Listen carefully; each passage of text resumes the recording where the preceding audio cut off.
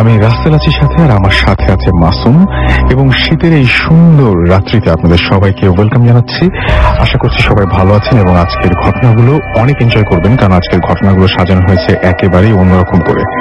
অর্থাৎ একদম নতুন ভাবে আমরা চেষ্টা করেছি ভূত এফএমকে আপনাদের সামনে প্রেজেন্ট করার। ঠিক নতুন ভাবে বললাম এই জন্যই, ঠিক মানে আগের মতোই থাকবে, কিছু কিছু জিনিস আমরা যোগ করার চেষ্টা করেছি। যদি আপনাদের ভালো লাগে তাহলে ডেফিনেটলি আমরা সেগুলো কন্টিনিউ করবো।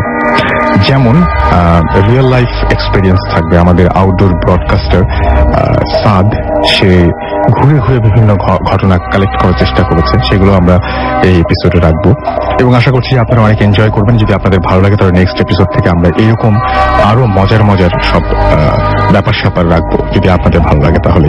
আনফর্চুনেটলি যদি আজকের এই এপিসোডটি কেউ মিস করে ফেলেন তাহলে চিন্তার কোনো কারণ নেই, আপনি আপনার এয়ারটেল থেকে আবারও শুনতে পারবেন, এয়ারটেল এম রেডিওর মাধ্যমে এই এপিসোডটি আবারও শুনতে পারবেন। সেজন্য আপনি যেটা করতে হবে, আপনার এয়ারটেল নাম্বার থেকে ডায়াল করতে হবে 4040, সিলেক্ট করতে হবে চ্যানেল 22। তাহলে দেখবেন যে একের পর এক বিভিন্ন এপিসোডের অপশনগুলো আপনাকে দেওয়া হচ্ছে এবং যে এপিসোডটি আপনি মিস করেছেন বা যে এপিসোডটি আপনি পুনরায় শুনতে চান সেটি চাইলেই আপনি শুনে ফেলতে পারেন। অ্যান্ড আপনি যদি চান ভূত এফএম টিউন কে মাই টিউন বা ভূত এফএম টিউন যেটি রয়েছে, যেটি মাসুম সবসময় প্লে করে থাকে এবং আপনারা সবাই পরিচিত, সেই টিউনটি যদি আপনি আপনার টিউন বা মাই টিউন হিসেবে, কলার টিউন বা মাই টিউন হিসেবে সেট করে ফেলতে চান, তাহলে আপনি যেটা করতে হবে, টিউনের কোড নাম্বারটি মনে রাখতে হবে। দ্য কোড নাম্বার ইজ 92125 এবং জাস্ট একটা SMS পাঠিয়ে আপনি এটা অ্যাক্টিভেট করে ফেলতে পারেন। আপনার মোবাইলের মেসেজ অপশনে গিয়ে টাইপ করুন সিটি স্পেস দিয়ে টাইপ করুন, লিখুন 92125 এবং SMS-টি পাঠিয়ে দিন 3123 নাম্বারে। ব্যাস এই টিউনটি আপনার হয়ে যাবে। যাই হোক, যেটা বলছিলাম, তা আমরা শুরুতেই সুবিধার জন্য কয়েকটা সেগমেন্টে ভাগ করে ফেলি। আমাদের প্রথম সেগমেন্ট সেটা হচ্ছে যথারীতি প্রতি সপ্তাহে আপনারা যেরকম শোনেন যে আমাদের এখানে বিভিন্ন অতিথিরা আসেন এবং সেই অতিথিরা এসে তাদের ঘটনাগুলো শেয়ার করেন আপনাদের সাথে। সেরকম আজকেও থাকছে, আজকের পর্বেও অতিথিরা এসেছেন এবং তারা আপনাদের সাথে ঘটনা শেয়ার করবেন। এটাকে আমরা বলছি যে আমাদের ফার্স্ট সেগমেন্ট। এবং ফার্স্ট সেগমেন্টে আমাদের সাথে এই মুহূর্তে রয়েছেন আরমান ভাই। এর আগে উনি এসেছিলেন, উনি মাঝখানে দেশের বাইরে ছিলেন, আবরার ভাই, আমি আবারও ভুল বলছি, আবরার ভাই। এবং উনি দেশের বাইরে গিয়েছিলেন মাঝখানে, এবং দেশের বাইরে যাবার আগে উনি মালয়েশিয়ার বেশ কিছু ঘটনা বলেছিলেন। এবং মালয়েশিয়ায় গিয়ে হলো কি, তিনি আমাকে আবারও ফোন করে জানলেন, টেলিফোন করে জানালেন যে আরো কিছু ঘটনা তিনি পেয়েছেন সেখানে গিয়ে। আমরা বলেছিলাম যদি ঘটে কিছু তাহলে অবশ্যই যেন আমাদের জানাবেন। তো ফার্স্ট সেগমেন্টের ফার্স্ট যে অতিথি তিনি হচ্ছেন আমাদের আবরার ভাই।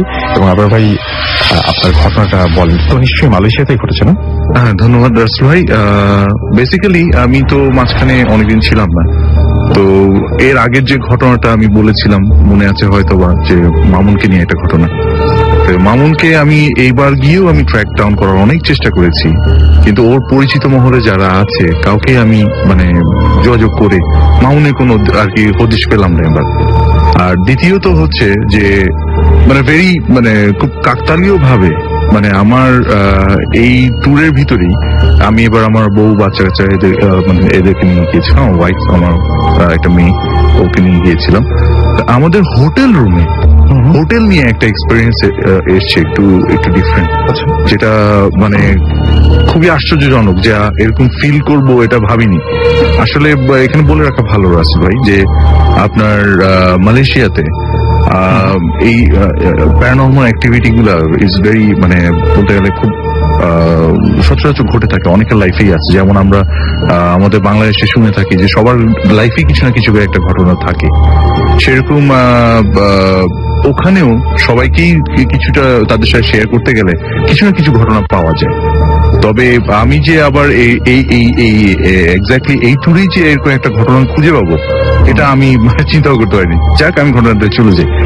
তো বিশেষ কারণে যে হোটেলটার ঘটনা, সেটা আমি হোটেল নাম বলবো না, কারণ বেশিরভাগ বাঙালি দেখা যায় যে ওখানে গেলে ওই হোটেলটাতেই উঠে থাকে, তো সে কারণে নামটা আর আমি প্রকাশ করছি না আর কি। তো সেই হোটেলটাতে আমরা যেদিন উঠলাম, আমরা বেসিক্যালি এখন দেখা যাচ্ছে রাত্রের ফ্লাইট যেগুলো রাত্রে ছাড়ে, মালয়েশিয়া ফ্লাইট গুলো রাতে যায়, সকালে গিয়ে পৌঁছায়। কিন্তু শীতের কারণে ঢাকায় যেহেতু কুয়াশা প্রচন্ড, এই ফ্লাইট গুলো এখন ছাড়ছে হচ্ছে আপনার সন্ধ্যায় এবং ওখানে গিয়ে পৌঁছায় হচ্ছে রাত 3টার দিকে। আমরা 3টার দিকে ওখানে নামার পর আমরা হোটেলে পৌঁছাতে অ্যারাউন্ড 5টা বেজে যায়, সকাল 5টা।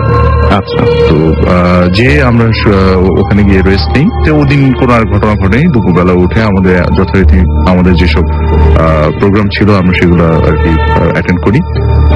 রাত্রেবেলা অ্যারাউন্ড 11টা কি 12টা এটার সময় আমরা ফিরে আসি হোটেল রুমে। এসে খুব টায়ার্ড থাকি, তো ফ্রেশ ট্রেশ হয়ে শুয়ে পড়ি আমরা। শুয়ে পড়ার পর রুমটা ইট ওয়াজ কিছুটা আধো আলো, কিছুটা আর কি। আমি মানে আমাদের হোটেলের রুমে ঢোকার সময় ফার্স্ট এই ডান হাতে একটা ওয়াশরুম পড়ে, তারপর হচ্ছে আপনার মানে বেডরুমটা যেটা হয়ে থাকে। আমি জানলার পর্দা টর্দা সব টেনে দিয়েছিলাম। তো বাথরুমের লাইটটা জ্বালানো, বাথরুমের ইয়েটা খোলা ছিল, দরজাটা খোলা ছিল। তো হালকা লাইট এর ভিতরে মানে আমি অলরেডি আমি বেসিক্যালি দেখা যায় শুয়ে পড়লেই বেশিক্ষণ লাগে না, মোটামুটি 5-6 মিনিটের ভিতরে ঘুমিয়ে যাই। তো আমি ঘুমিয়ে গেছি, তো আমার ওয়াইফ জেগেছিলেন। তো সে টাইম টু টাইম মানে ও অনেক চেষ্টা করছিল কিন্তু ওর ঘুম আসছিল না। তো অনেকক্ষণ ওয়েট করার পর আস্তে আস্তে হঠাৎ ঘুমিয়ে গেছেন। হঠাৎ করে গভীর রাতের দিকে তার ঘুম ভেঙে যায়, এবং ঘুম ভেঙে গিয়ে সে শুয়ে আছে অন্ধকারে, মানে কিছুটা বুঝছে যে আমার পাশে মানে আমি ডান সাইডে শোয়া, সে বাম সাইডে, মাঝখানে আমাদের বাচ্চাটা বেবিটা। আমার পাশে আপনার কেউ একজন নড়াচড়া করছে, মানে ফ্লোরে বোঝা যাচ্ছে যে একটু পা আপনার আছড়ে আছড়ে হাঁটতে যেরকম কেউ একজন হাঁটছে। আচ্ছা, তো সে একটু ভয় পেয়ে যায়। তারপরও সে মানে কিছুটা হয়তো ভাবছিল যে আমি ঘুম থেকে হঠাৎ করে উঠেছি হয়তো বা কিছুটা না, প্রায় অনেকক্ষণ 10-15 মিনিট এরকম সে ফিল করছে আমরা 3জন বাদে সামবডি ইজ দেয়ার, এবং তার নাড়াচাড়া কিছুটা বোঝা যাচ্ছে যে সে মুভ করছে। সে হয়তো বা কিছুটা মানে বোঝা যাচ্ছে যে ছায়ার মতো হয়তো বা কিছুটা, কিন্তু অন্ধকারের কারণে অতটা ক্লিয়ার সে বুঝতে পারছে না। তো যাই হোক, সেই রাত্রে আর আমাকে সে শেয়ার করেনি। পরের দিন সকালে আমি যখন ঘুম থেকে উঠলাম আমাকে বললো যে এই হোটেল রুমটা আমার ভালো লাগছে। আমি কেন, কি হয়েছে? এখানে তো আগে উঠে গেছে। না, এখানে কিছু একটা আমি আসলে এরকম ফিল করছিলাম, আমি আসলে খুব ভয় পাচ্ছিলাম ব্যাপারটা। দূরে, এটা মনের ব্যাপার, এটা আসলে ওরকম কিছু। এরপরে সেকেন্ড ডেতে আমরা আর কিছু ফিল করিনি। থার্ড ডেতে আমি রাত্রেবেলা জেগেছিলাম। তো সে সম্ভবত থার্ড ডেতে এখানে ভূতের ফিল্মের প্রোগ্রাম চলছিল। সামহাও আমি একটা লিঙ্ক খুঁজে পাই, লিঙ্কটা আমি না বলি, কিন্তু ওই লিঙ্কটা আমি অনলাইন স্ট্রিমিং শুনছিলাম। শুয়ে টুয়ে আমি শুয়ে পড়লাম। শোয়ার পর রুমটা কিন্তু মোটামুটি মানে ভালো আপনার ইয়ে করা ছিল, আপনার ধরেন well temperature was well control, আপনার মোটামুটি ঠান্ডা ছিল বেশ। আমি শুয়ে পড়ার পর আপনার অ্যারাউন্ড 10-15 মিনিট আমার ঘুম আসছে না। ওই দিন আমার ওয়াইফ ঘুমিয়ে গেছে, আমার বাচ্চাও ঘুমিয়ে গেছে, সবাই ঘুম, আমার খালি ঘুম নেই। যেহেতু আমি একটু রাত জেগে মানে এখানকার রাত 2টা শেষ করেছি প্রোগ্রাম আমরা শুনেছি, মানে ওখানে অলরেডি ভোর 4টা বেজে গেছে, সকাল হয়ে গেছে অলমোস্ট, কিন্তু তখনও আলো ফোটেনি। তো ওই সময়টা আমার ঘুম আসছে না, আমার কিন্তু টায়ার্ড হওয়ার কথা, কিন্তু ঘুম আসছে না। আমি মানে হঠাৎ করে দেখলাম রুমটা ঠান্ডা, আমার হঠাৎ গরম লাগছে। এর আগে শুনেছিলাম যে আপনার সুমন ভাইয়ের একটা টেম্পারেচার চেঞ্জ এরকম শুনেছে। তো তখন আমার একটু ভয় লাগে, এরকম গরম লাগছে কেন? তাই আমি ভাবলাম মেবি আমার প্রেশার হাই কিনা এরকম। আমি আবার উঠে নিয়ে ওয়াশরুমে গিয়ে আবার একটু ফ্রেশ ট্রেশ হয়ে এসে আবার শুলাম। তাও দেখি না, ঠান্ডা লাগছে। তারপর আবার কম্বলটা ইয়ে দিয়ে ঘুমিয়ে পড়লাম। একটু যেহেতু এইসব প্যারানর্মাল অ্যাক্টিভিটিস নিয়ে সবসময় দেখা যায় যে খুব একটু আমি বেসিক্যালি প্রচন্ড রকম আগ্রহী থাকি যে এটা নিয়ে একটু ঘাটাঘাটি।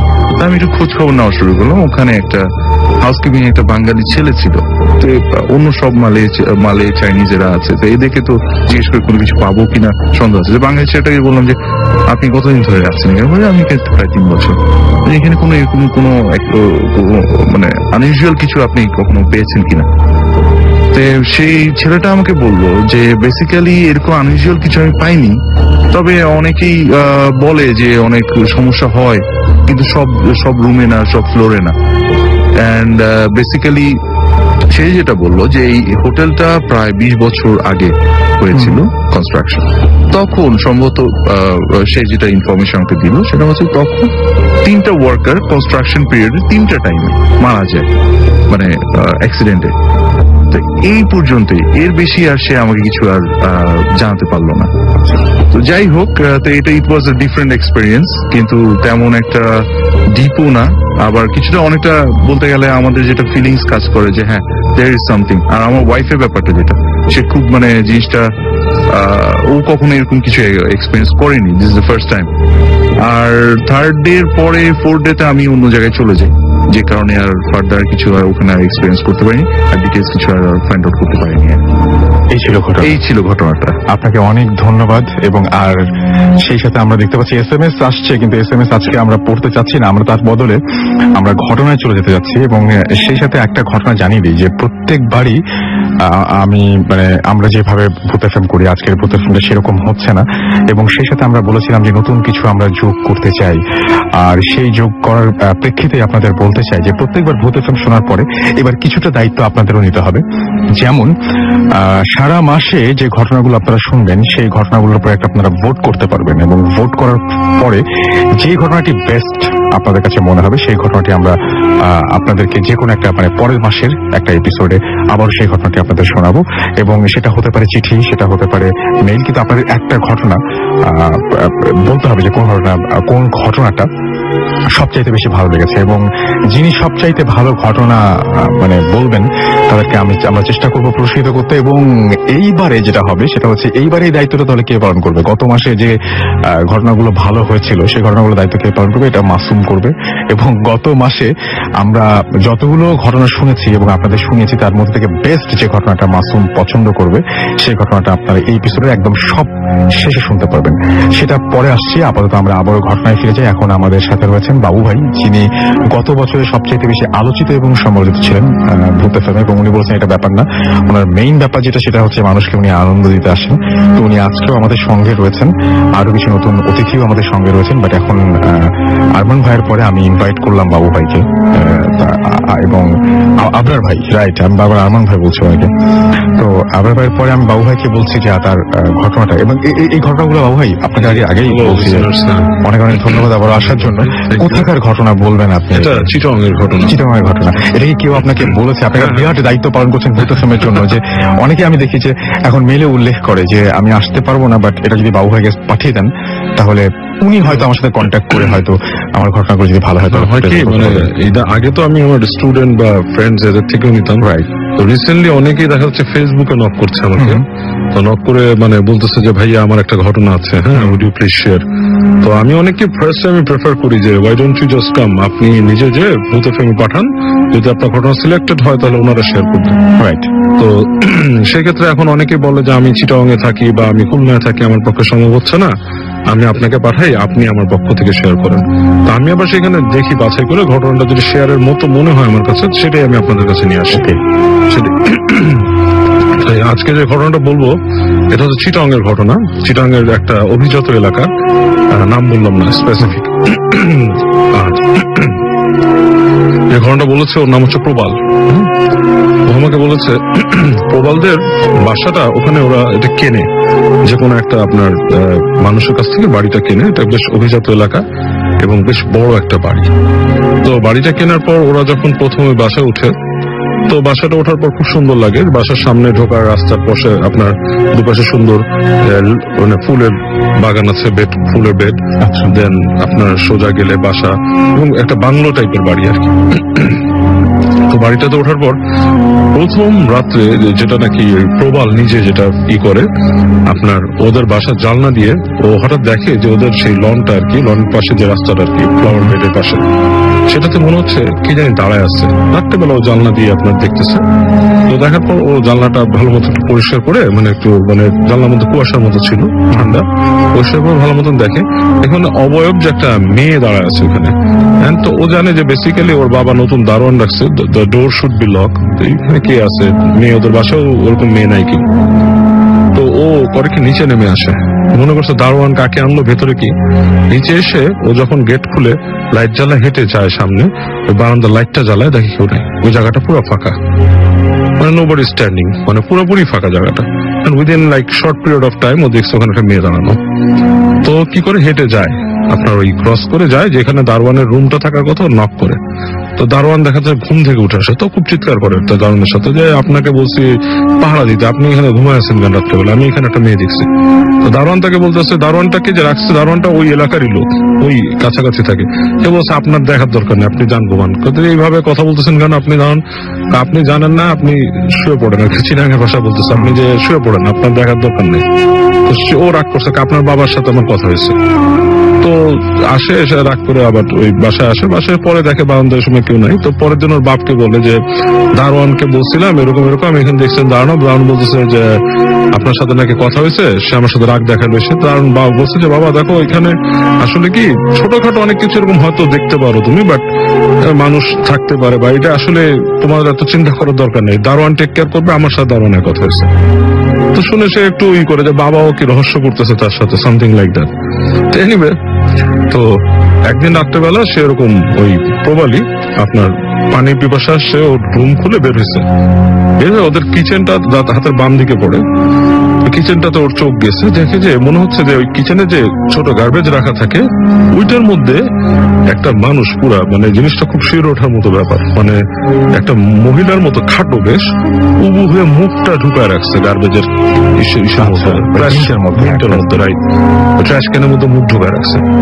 ও এটা দেখে পুরো শীর্ষে করে উঠছে যে একটা মানুষ আমার বাসায় এরকম ধরেন 3 ফিট বা 3.5 ফিট হাইট একটা মহিলা বোঝা যাচ্ছে, কেউ নাই, ট্র্যাশ ক্যানের মধ্যে মুখ ঢুকায় রাখার মতো, মানে উইয়ার্ড ব্যাপার। তো খুব শিউরে উঠেও দাঁড়ায় গেছে, ফার্স্টে কিছু বলেনি, কিছুক্ষণ তাকায় দেখতেছে অন্ধকারে, আবছা আলো অন্ধকারে দেখতেছে যে কি করতেছে, খসখস খসখস শব্দ হচ্ছে আর ট্র্যাশ ক্যানটা আর কি মুভ করতেছে। তো কি করে আস্তে আস্তে পিছায় এসে নিজের রুমে লাইটটা জ্বালাতে, লাইটটা জ্বালানোতে লাইটের একটা অংশ যে পড়ে ওইখানে, পড়ার পর ও যে দেখে ওখানে কিছু নাই, বাট ওখানে যে দেখে যে ট্র্যাশ ক্যান, যেটা ট্র্যাশ ক্যানের আশেপাশে যে ময়লা কিছু ছড়াই ছিটা আছে আশেপাশে, মানে ডিমের খোসা টোসা এই ধরনের জিনিস। তো ও খুব ভয় পায়, এটাতে প্রচন্ড ভয় পায়। ভয় পেয়ে ও সরাসরি যায় ওর বাবার রুমে, যে ওর বাবাকে নক করে, নক করে ওর বাপকে বলে যে আমি একটু মাত্র আগে দেখলাম যে এরকম এখানে কে এসে হানতেন। তো ওর বাপ আসে, এসে বলে তুমি ঘুমা যাও, তোমার দেখার দরকার নাই।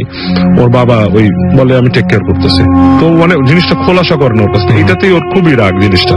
হ্যাঁ, তো তারপর দিন যেটা হয়, ওর ছোট ভাই সে ওই ছাদে গেছিল সন্ধ্যার সময়, হঠাৎ করে চিৎকার করে উঠছে ছাদের থেকে। তো কি হয়েছে, ও যায় যে বলে যে কি ব্যাপার, দেখে ভাই মানে দাঁড়ায় আছে চিৎকার করতেছে, কি ব্যাপার। ছেলেটা ছোট, ধরেন 4-5 পড়ে ক্লাসের উপর।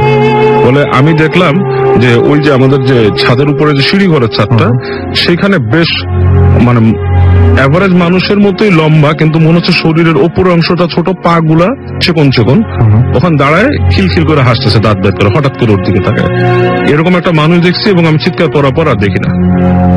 এইবার সে খুবই চেয়েছে, ওর ভাইরও নিয়ে আসে, সে বাপরে ধরছে যে কি ব্যাপার, এখানে কি এসব কি এটা ভৌতিক ব্যাপার স্যাপার ঘটতেছে, এই বাসাটা কি হন্টেড বাসা।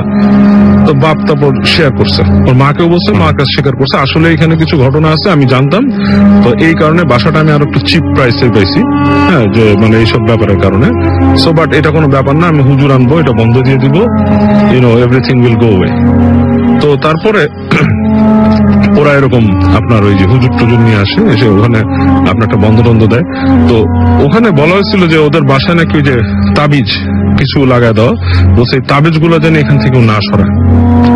থিং ইজ বাট আপনার তারপর কিন্তু আপনার 2-4 বছর পর্যন্ত মোটামুটি কিছু হয় না এই বাসায়। তো এরপর হয় কি, রং করে বাসা একবার, এই রং করার পরেই ওই তাবিজে কোনো একটা ব্যাপার হয়, আবার ওই ছোটখাটো এই যে এইসব জিনিসগুলো ঘটতে থাকে।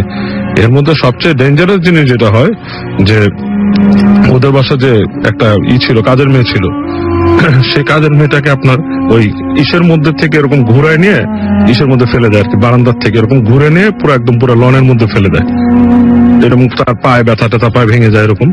এবং ওই রাত্রেবেলা ওদের বাসা সবসময় দেখতো, তখন মানে ওই বেশ উইয়ার্ড, তখন আরো ভয়ঙ্কর রকমের হতো, শব্দ করতো বিশাল, আপনার ওই যে ডাইনিং স্পেসের মধ্যে শব্দ করতো, ফ্রিজের ওই যে আপনার ডিপ ফ্রিজের খুলে ফেলতো, ডালা খুলে ফেলতো। এবং অনেকেই নাকি দেখছে যে ওই ডিপ ফ্রিজের মধ্যে ডালার মধ্যে ওই যে মুখ ঢুকায় ওই একটা কিছু একটা এরকম, মুখ ঢোকায় রাখতো ডিপ ফ্রিজের ডোরের ভিতরে। আচ্ছা, এবং এটা কিন্তু বেশ ভয়ঙ্কর। আপনি যদি মাঝরাতে কেউ হঠাৎ দেখে যে ডিপ ফ্রিজের ঢাকনা খোলা, ওইটার মধ্যে মুখ ঢোকায় রাখছে ট্রাশ ক্যানে, খুব ডেঞ্জারাস জিনিস। এনিওয়ে, তো পরবর্তীতে এগুলো দেখার পর আবার হুজুর এনে আবার ওই যে বাড়ি বন্ধ করে। এখন অনেকে বাড়িটা বন্ধ অবস্থায় আছে, তবে মাঝে মাঝে ওরা এখনো দেখে, বাসার ভেতরে না দেখলো ওই লনের মধ্যে বা ইসের মধ্যে দেখে কিছু একটা হাঁটে, চলাফেরা করে, এরকম জিনিস। তো ওখানে হুজুরা বলছে আপনাদের এখানে দুষ্ট কিছু জিন এবং খারাপ জিন এখানে আছে যারা এই কাজটা করে।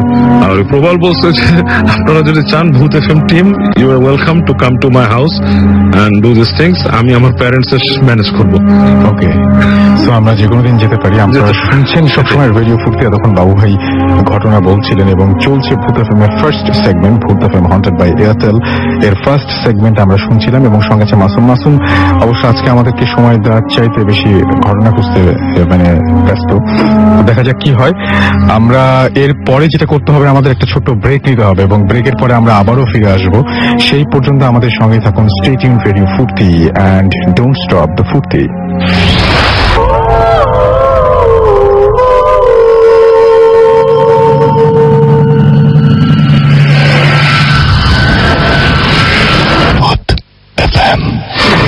Haunted by Airtel.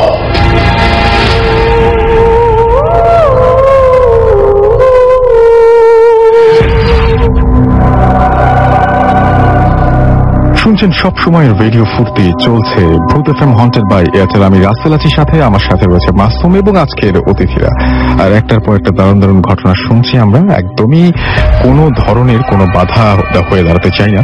চলে যেতে চাই আবারও আমাদের অতিথি আবরার ভাইয়ের কাছে, এবং আবরার ভাই তার সেকেন্ড ঘটনা বলার জন্য প্রস্তুত। আবরার ভাই, আপনার সেকেন্ড ঘটনাটা। ধন্যবাদ রাসেল ভাই, আবার বলছি আবার ধন্যবাদ আর কি দ্বিতীয়বারের জন্য।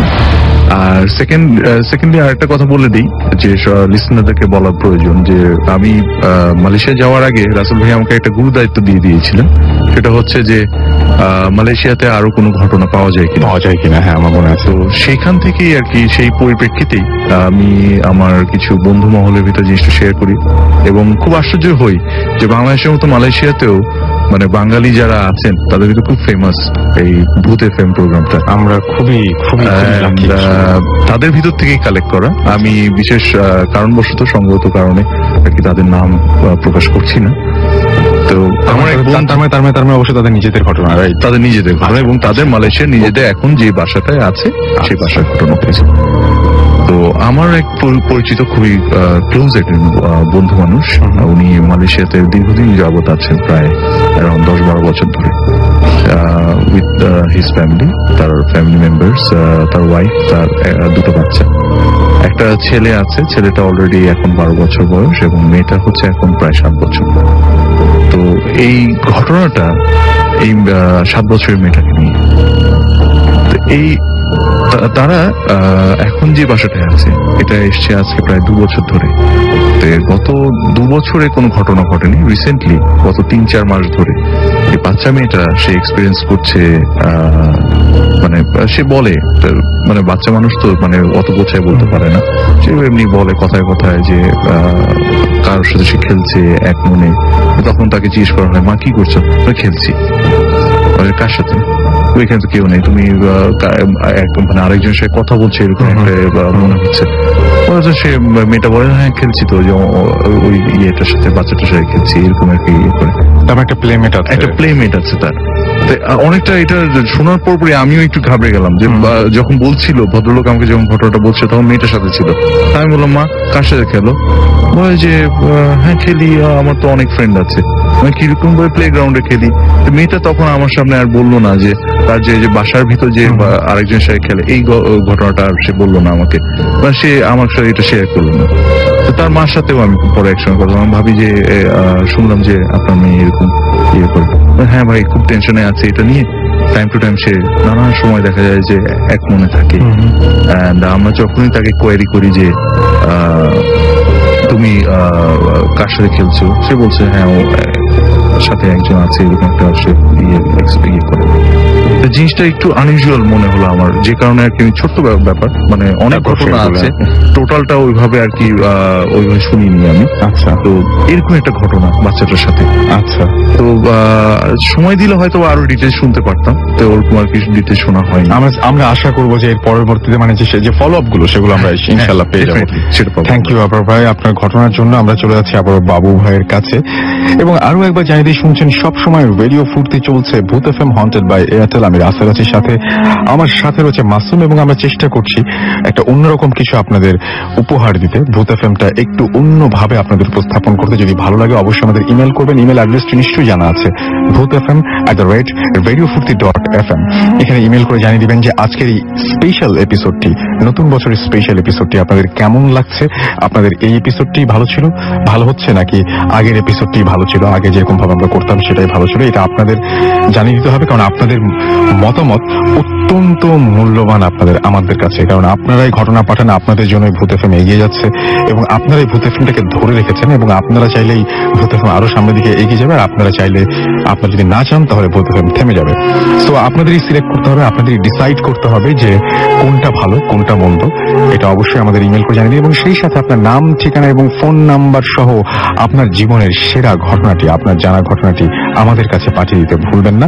আবারও জানিয়ে দিচ্ছি অ্যাড্রেসটি, বারবার মনে করে দিতে চাই, bhutfm@radiofurti.fm। লিখে রাখুন, মনে রাখুন, যেভাবে খুশি, বাট ঘটনা পাঠিয়ে দিন। আমরা চলে আসি বাবার কাছে। বাবা, আপনার সেকেন্ড যে ঘটনাটা, সেই ঘটনাটা একটু প্লিজ আমাদের বলুন। Hello everyone. এবারে যে ঘটনাটা, এটাও চিটাগাঙ্গের রাসেল ভাই। হ্যাঁ, চিটাগাঙ্গের ওই একটা মানে ওরা ঘটনা আগেও শেয়ার করছে আমি, ওর নাম হচ্ছে মাজহারুল ইসলাম জুবেল। ওই ঘটনাটা বলছে হি লিভস ইন আগ্রাবাদ। এটা হচ্ছে ওর কাজিনের জীবনে ঘটা একটা ঘটনা আমাকে বলছে। ওর কাজিন থাকতো একটা জায়গায়, তো সেখানে যেখানে থাকতো, তো ওখানে একটা আপনার নদী ছিল, নদীর পাড়ে ছিল একটা শ্মশান ঘাট। তো সেখানে ও আপনার ছেলেটা ওই নদীতে মাঝে মাঝে যেত আর কি, খেলাধুলা করে নদীতে হাত মুখ ধুতে যেত। তো একদিন বিকালে ও নদীতে হাত মুখ ধুতে গেছে, তো তার পাশে একটা আম গাছ ছিল নদীতে। সেখানেও দেখে যে একটা সুন্দর আম, খুব সুন্দর একটা আমটা মানে মনে হচ্ছে মানে এক্সট্রাঅর্ডিনারি একটা কালার আমের মধ্যে পাকা। তো এটা জাস্ট ওর চোখে পড়ে, it got into his eyes, এবং সে এত লাইক করে আমটা, মানে খুব পছন্দ করে, সামথিং লাইক ও একটা মানে মোহর মতো পড়ে যায় আমটা নেওয়ার জন্য। সো ওখানে আরো আম ছিল গাছে, হ্যাঁ আরো আম ছিল, but he got interested that specific আম, মানে ওই নির্দিষ্ট আমটার প্রতি সে আগ্রহ ফিল করে, মানে খুব পছন্দ করে, সামথিং লাইক ও একটা মানে মোহর মতো পড়ে যায় আমটা নেওয়ার জন্য। সো ওখানে আরো আম ছিল গাছে, হ্যাঁ আরো আম ছিল, but he got interested that specific আম, মানে ওই নির্দিষ্ট আমটার প্রতি সে আগ্রহ ফিল করে। তো ওই পর্যায়ে করে আমটা পাড়ার জন্য গাছে ওঠে, এবং ওই আমটা কিন্তু অন্যান্য আমের তুলনায় বেশ ওপরে গাছে। তো গাছে উঠেও একসময় দেখে যে ওর নাগালের বাইরে। তখন সে কি করে, আবার নেমে ইট নিয়ে আসে, ইট মারতে থাকে। ইট মারতে মারতে একটা পয়েন্ট আমটার মধ্যে ইটটা লাগে, এবং আমটা ঠাস করে পড়ে করে কি ওই নদীর, ওই যে নদী বা খাল, যেটা খালের মধ্যে পড়ে আমটা দেখা যাচ্ছে যে মানে ডুবে যাচ্ছে নিচে। তো ও কি করে, খুব সুইফটলি ওখান থেকে নেমে পানিতে নেমে পড়ে, নেমে যে সাথে যে ওই আমটাই সে কালেক্ট করে সে উঠে এসে ওই নদীর ওখানে পাড়ে বসে, খালের পাড়ে বসে সে আমটা খায়। ওরা খেয়ে সে হাত মুখ ধুয়ে সে বাসায় আসে। তো বাসায় এসে সে ওই আবার পরে হাত মুখ ধুতে যায় আর কি, ধুতে যায় দেখে যে কলের কাছে যে ওর নাক মুখ দিয়ে রক্ত পড়তেছে, গল গল করে রক্ত পড়তেছে। সেই রক্ত দেখে সে ওই কাজের মানুষ সবাই বলে যে কি ব্যাপার, আপনার নাক দিয়ে রক্ত পড়ে গেল। ও কাউকে কিছু বলে না, ও নাকটা চেপে ধরে বাসায় যে বসে থাকে। তো এক পর্যায়ে ব্লিডিংটা সিভিয়ার আকার ধারণ করে। ওর বাবা মা করে কি, লোকাল ডাক্তারের কাছে নিয়ে যায়। সেই ডাক্তার রক্ত বন্ধ করতে পারে না, বিভিন্ন প্রক্রিয়ায় সেখান থেকে হাসপাতালে যায়, সেটাও হয় না। তো একসময় তাকে ঢাকায় নিয়ে আসা হয় এই মানে রক্ত বন্ধ করার জন্য, মানে হচ্ছে না ওই এলাকার পুরা গ্রাম বা ওখানকার যে সিটি টাউন ওখানে কোথাও হচ্ছে না। ঢাকায় আনা হয়, ঢাকা একটা ভালো হাসপাতালে রাখা হয়। সেখানকার ডাক্তারও ফর সাম রিজন যত ট্রিটমেন্ট করে সম্ভব ওনার রক্ত বন্ধ করতে পারতেছে না। গেজ দিয়ে হয়তো অফ করে রাখে, বাট স্টিল ওটা সরানোর সাথে সাথে আবার ব্লিডিং হয়। তো এই পর্যায়ে ওদের গ্রামেই একজন হুজুর ছিল আর কি, উনি পীর সাহেব। তো উনি ঘটনাটা শোনার পর উনি ব্যাপারটা শুনে বলে যে এটা তো আসলে নর্মাল না। উনি চলে আসে ঢাকায় এসে ওই মানে বলে যে তোমার ওর বাবাকে বলে যে এটা আসলে নর্মাল না, এটা অন্য কোনো ব্যাপার, আমাকে ট্রিট করতে দেন। তো ডাক্তার এই ঘটনাটা শুনে ডাক্তার বলে কি যে পীর সাহেবকে বলে আপনি ফাইজলামি করেন, মেডিকেলে কাজ হচ্ছে না, আপনি এটা ঠিক করবেন, হ্যাঁ আপনি যদি এটা না করতে পারেন আপনাকে আমরা এখান থেকে বের করে দিব, এই সব অপমান করবো। তো পীর সাহেব কোনো কথা না বলে উনি বলে আপনারা আমাকে একটু সময় দেন, আপনারা বাইরে যান রুমের। তো সবাই বাইরে যখন যায় এই সময় একজন মানে দাঁড়ায় ছিল গেটের কাছে। তো পীর সাহেবের ছেলেটার কাছে যাওয়ার সাথে সাথে ছেলেটা তাকে সম্মান করতো, কিন্তু সামনে সামনে সে তাকে দেখে বলে তুই কেন আসছিস আমার কাছে, তুই এখানে আসছিস কেন, তুই করে বলে। তো পীর সাহেব বলে কি যে আপনারা জান আমি কথা বলি। পীর সাহেব নাকি তাকে বলে যে আমি আসছি, তুই মানে যে শুনছে ওখানে দাঁড়ায় কথা বলে একজন লোক ছিল, সে পরে বলছে। পীর সাহেব বললে আমি আসছি যে তুই এই ছেলেটাকে কষ্ট দিচ্ছিস কেন, মানে তোর মানে তুই এই ছেলেটাকে মেরে ফেলার চিন্তা করছিস? তখন বলছে হ্যাঁ মেরে ফেলার চিন্তা করছি, আমি ওইখানে ছিলাম, আমি গাছের মধ্যে বসেছিলাম, সে আমাকে ইট মারছে, ইট মেরে আমার আমটা খাইছে ওখানে। হ্যাঁ ওই আম যেটা বলে যে খুব সুন্দর এবং অন্যরকম ধরনের, ওইটা আসলে ছিল একটা জিন। আচ্ছা, ওই জিনটা ওখানে বসেছিল। আচ্ছা, বলতেছে ওইটা আমার আম ছিল, আমের যে সৌন্দর্যটা ছিল এটা আমার জন্যই, এবং ওই আমটা খাইছে এবং এর জন্য এই ছেলেটাকে ওইটার পানিশমেন্ট আমি দিচ্ছি। তখন বল না তোর ছাড়তে হবে, এই আর কি। তো হুজুরের সাথেই হয় কথাবার্তা হয়। তো এই পর্যায়ে নাকি ওর মুখ দিয়ে নাকি একটা পেরেকের মতো বের হয়ে আসে ছেলেটার। আচ্ছা, এরকম পেরেকের মতো বের হয়ে আসে। তারপর হুজুর এক পর্যায়ে তাকে ছাড়াতে সক্ষম হয় এবং মানে ছেলেটা সুস্থ হয়। এবং আশ্চর্যের ব্যাপার, পুরো ডাক্তাররাও দেখছে তখন যে ছেলেটা ওই যখন নাকি হুজুরের ট্রিটমেন্ট শেষ হলো ওর রক্ত পড়ে থেমে গেছে নাক দিয়ে, আর রক্ত পড়তেছিল না। ওকে, অনেক ধন্যবাদ বাবু ভাই আপনাদের দুজনকেই, এবং আবরার ভাই বাবু ভাই আপনাদের অনেক ধন্যবাদ, এবং আশা করছি যে পরবর্তীতেও আপনাদেরকে ডাকলে আমরা পেয়ে যাবো ইনশাল্লাহ। আর সেই সাথে আপনাদের সবাইকে জানাচ্ছি যে শুনছেন সবসময় রেডিও ফুর্তি চলছে ভূত এফএম হন্টেড বাই এয়ারটেল। আর জানিয়ে দিন যে এই এপিসোডটির কোন বিষয়গুলি আপনাদের ভালো লাগছে, কোন বিষয়গুলি আপনাদের ভালো লাগছে না, ইমেইলের মাধ্যমে bhutfm@radiofurti.fm এই অ্যাড্রেসে, এবং সেই সাথে SMS করে জানাতে পারেন। আমাদের SMS করার নিয়মটি হচ্ছে মোবাইলের মেসেজ অপশনে গিয়ে টাইপ করুন FOORTI ফুর্তি, স্পেস দিয়ে আপনার নাম, স্পেস দিয়ে আপনার মেসেজ পাঠিয়ে দিন 9840 নাম্বারে। আমরা আরো একটা ব্রেক নেব এবং ব্রেকের পরে ফিরে আসছি নতুন অতিথি নিয়ে, এবং চলছে কিন্তু ফার্স্ট সেগমেন্ট, বুঝতে হবে। এবং সেই পর্যন্ত আমাদের সঙ্গে থাকুন। স্টে টিউনড রেডিও ফুর্তি অ্যান্ড ডোন্ট স্টপ দ্য ফুর্তি।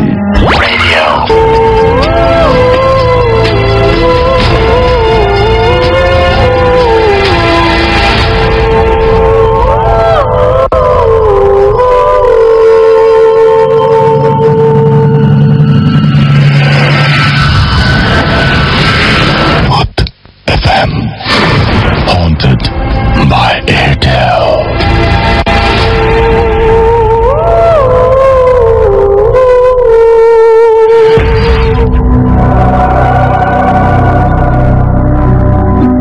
শুনছেন সব সময় রেডিও ফুর্তি, আর আমি রাসেল আছি, আমি আপনাদের সাথে আছি রাসেল, এবং আমার সাথে রয়েছে মাসুম। এবং ব্রেকের পরে আবারও ফিরে এলাম ভূত এফএম হন্টেড বাই এয়ারটেল নিয়ে।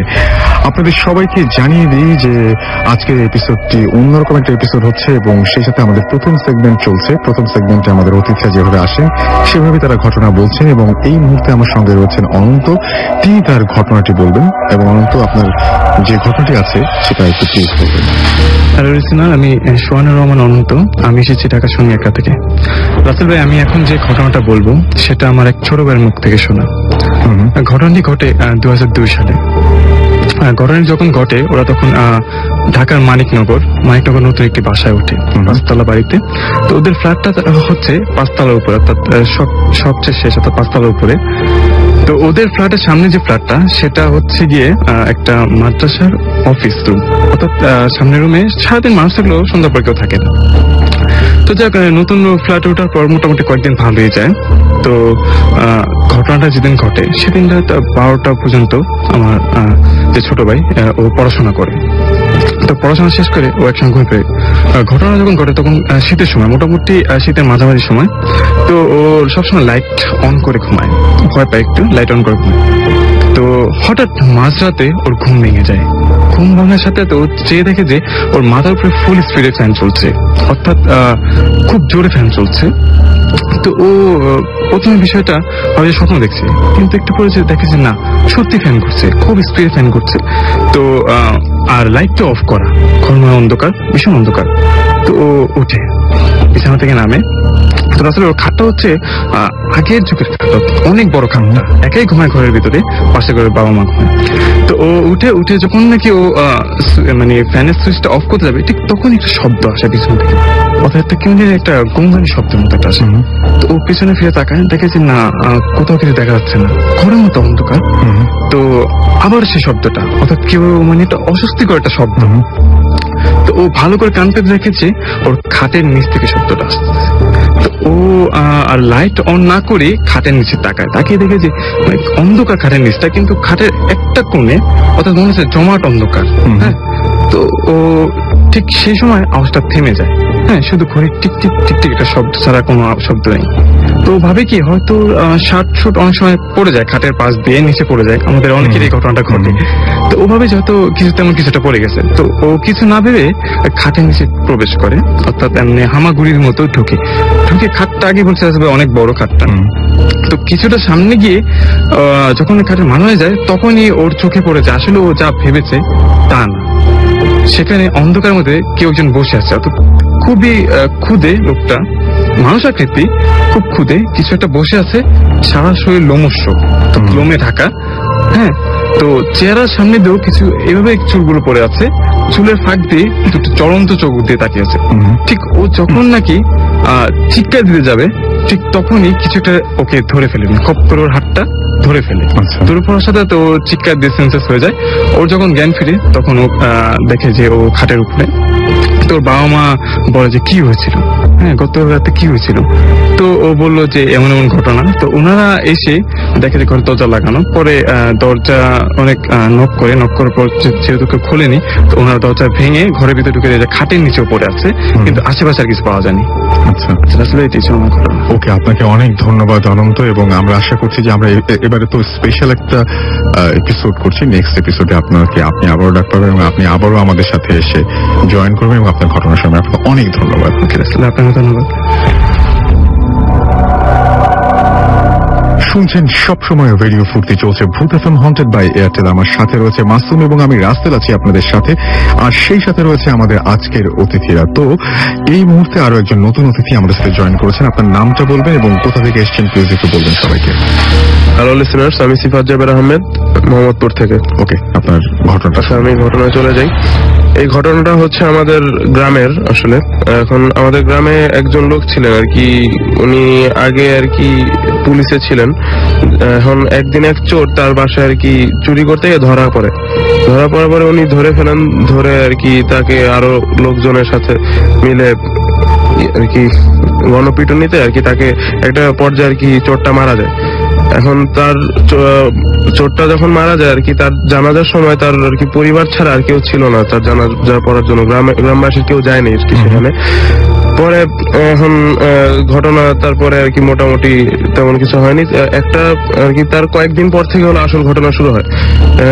সেটা হচ্ছে চোরটা আর কি যে লোকটা আর কি চোরটাকে ধরেছিল, উনি রাতের বেলা স্বপ্ন দেখা শুরু করেন যে আর কি সেই লোকটা এসে যাকে মেরে ফেলা হয়েছে, উনি এসে বলছে যে তুই আমাকে যেভাবে মেরেছিস আমিও তোকে সেভাবেই মারবো। এখন সে ফার্স্টে আর কি ব্যাপারটা তেমন একটা পাত্তা দেয়নি। এখন তারপরে তিনি দেখলেন যে তার আর কি রেগুলারই এই স্বপ্নটা দেখছেন আর কি, যে একই স্বপ্ন একদম। পরে তিনি আর কি তার ফ্যামিলির সাথে ব্যাপারটা শেয়ার করেন। তার ফ্যামিলির আর কি সবাই বললো যে না, এটা তেমন কিছু না, যে এটা আর কি বেশি কিছু না আর কি।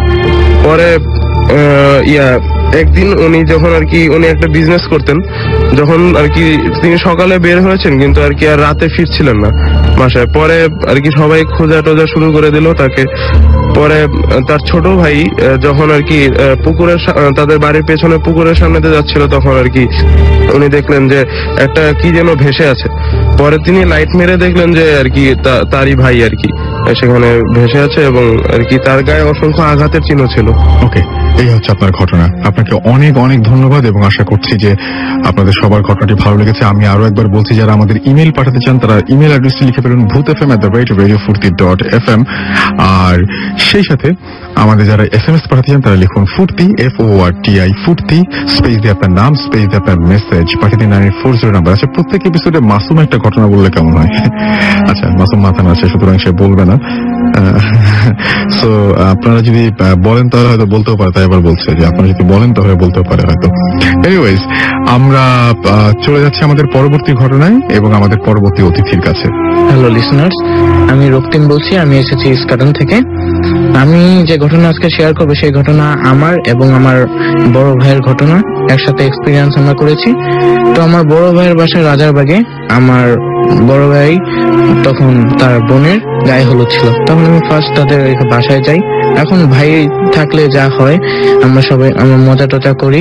তারপর গায়ে হলুদের পর ঠিক রাত 12টার সময় আমরা তার বাসার গলির মুখে একটা টি স্টল ছিল।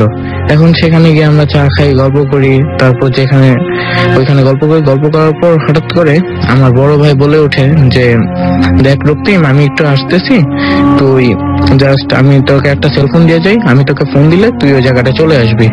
তারপর আমার ভাই চলে যায়। তারপর টি স্টলে যে ছিল তার সাথে আমি গল্প করি। হঠাৎ 30 মিনিট পর সে আমাকে ফোন দেয় যে তুই আস্তে আস্তে আসে পড় এক জায়গায়। তারপর আমি ওই জায়গায় যাই, জায়গাটার নাম আমি বলবো না, সরি।